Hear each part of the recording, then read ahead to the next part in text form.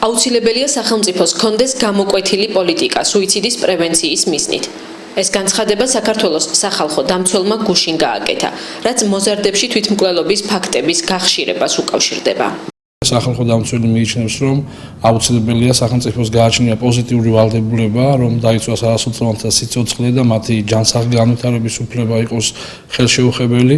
აქედან გამომდინარე, მოხდეს ერთიანი სტრატეგიისა და ხედვის ჩამოყალიბება და ამ პროცესში მონაწილეობა მიიღოს ყველა დაინტერესებულმა პირმა, მათ შორის ექსპერტებმა, ფსიქოლოგებმა, სკოლის მასწავლებლებმა, სამართალდამცავი სტრუქტურის წარმომადგენლებმა და ფართო დაინტერესებულმა მხარეებმა, რომ უფრო პრაქტიკული სამოქმედო გეგმა შემუშავდეს, რაც მაქსიმალურად შეზღუდავს და ასე ვთქვათ, შეამცირებს რისკებს სამომავლოდ არასოციალურთა თვითმკვლელობის ფაქტების.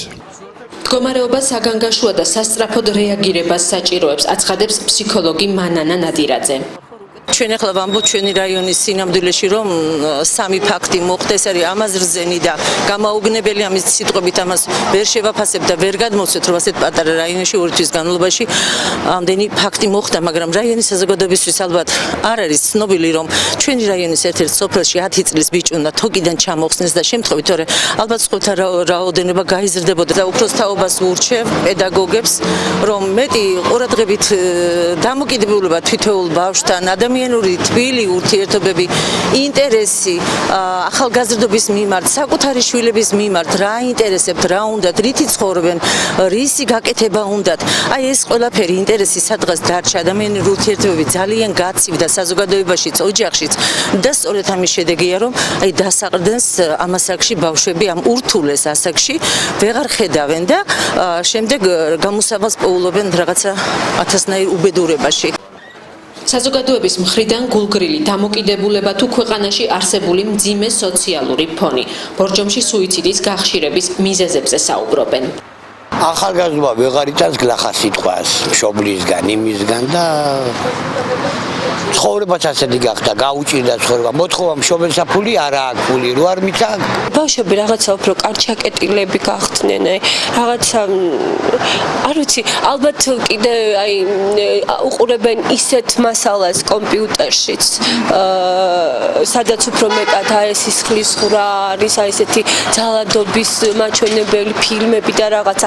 ალბათ ესეც გავლენას ახდენს, ესეც უნდა გააკონტროლონ. ადრეული ასაკიდან ბავშვები უკვე მიეჩვენენ აი ესეთი ფილმების ყურებასაც და მაინც ძირითადად ალბათ სოციალური ფონია ჩემი აზრით. ვფიქრობ, ის მძიმე სოციალ-ეკონომიკური ვითარება, რაც არის ქვეყანაში შექმნილი, შესაძლოა იყოს ერთ-ერთი მთავარი ფაქტორი. საზოგადოების მეტი ჩართულობა, ეს იქნება სხვადასხვა სასწავლებლები, ასევე ხელისუფლების მეტი ყურადღება ამ ფაქტისადმი, ვფიქრობ, შესაძლოა ამ პრობლემების აღმოფხვრა. ეს გლობალური პრობლემა არის.